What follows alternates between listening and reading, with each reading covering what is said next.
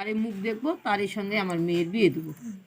আর ওই বামুনও আবার সেদিন তাড়াতাড়ি করে ওই ধরতর করে ওই বাড়িতেই আসে সেদিন করে 1 কুলা চাল ধান দিছে। কত যাক বাবা, আজকে এক বাড়িতে আসে আমার এতগুলা মাদুগিরি হলো।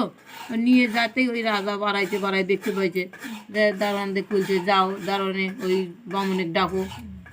এই তো বামুনমশাই তোমাকে রাজামশাই ডাকলো।